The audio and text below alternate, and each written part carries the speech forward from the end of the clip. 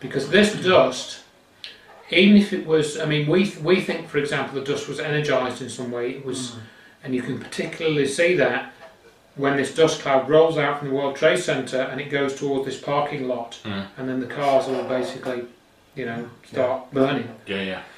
So it appears that that dust cloud was somehow energized, possibly with some type of not electrical charge. It's not like that, but it's not exactly that. But it's like an electrical charge. If you're inhaling that dust, it's got aluminium, it's got steel, it's got filing cabinets, it's got porcelain. Apparently that dust, I've read somewhere, had a pH of 14, which is near the top end of the alkaline scale. It's about as alkaline as you can get. Yeah. If you get some of that inside either you swallow it or you inhale it, that's going to potentially create some serious effects in your body.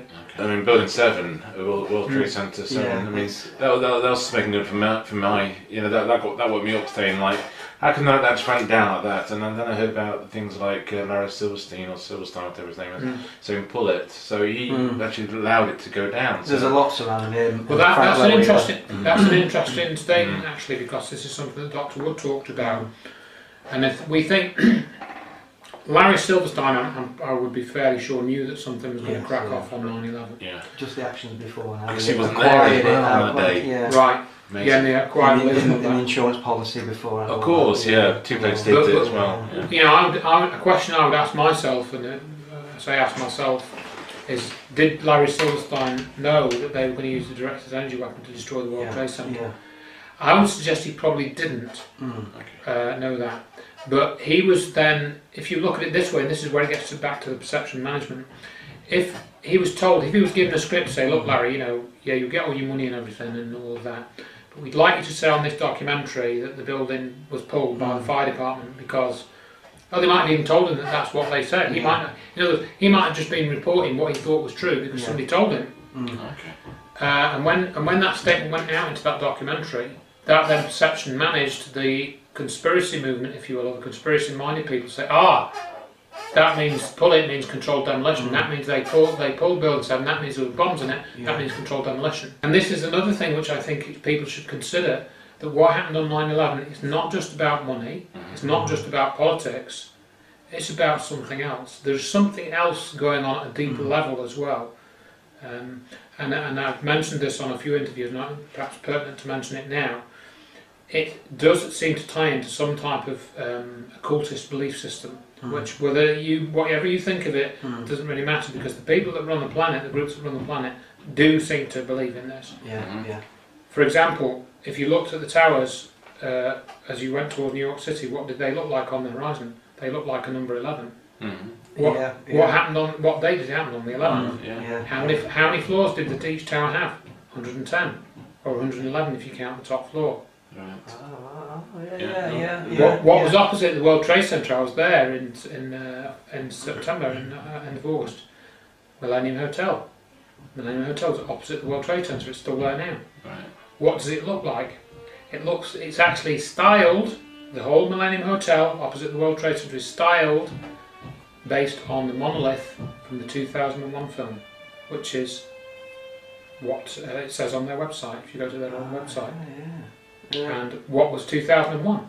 It was the first year of the new millennium. It wasn't 2000. It was 2001. So you've got the Millennium Hotel, 2001, 9/11, destruction of the World Trade Center. Something cracking off there, folks. You know, and I read a book by Pt.2 called God's, I don't like the title, it's called God's Secret Formula, where he talks about prime numbers, you know, and 9's not a prime number, 11's a prime number, you know, and he talks about how it relates to the underlying structure of the universe. It's quite an interesting book. So I wonder if this occult belief system has some type of connection to their knowledge of how our physical reality is structured. Not just with atoms and, you know, protons and neutrons and things.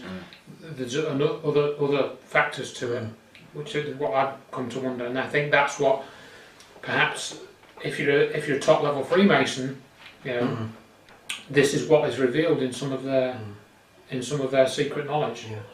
Greer did a talk in Philadelphia in 2015, and this chap, he asked him a direct question, because Greer referenced 9/11, and he asked him a direct question about how the towers were destroyed. He says, because Greer brought up something in his lecture about directed energy weapons or something. So this chap in the audience said, in the question and answer, there's compelling evidence that directed energy weapons used to destroy the World Trade Center. And he said, oh yeah, well I've known about that since it happened, what you just said, but I've got bigger fish to fry than 9/11. Yes, sir. There's compelling evidence that not just the towers, but the entire World Trade Center complex was destroyed by perhaps a directed energy type of weapon, something that was operated under technology of molecular dissociation. That seems to be very much related to what you're talking about. Have you looked at that? I have looked at it. You know, I have bigger fish to fry. 9/11 was terrible. We lost 3,000 people. It led to 2 huge wars and trillions of dollars.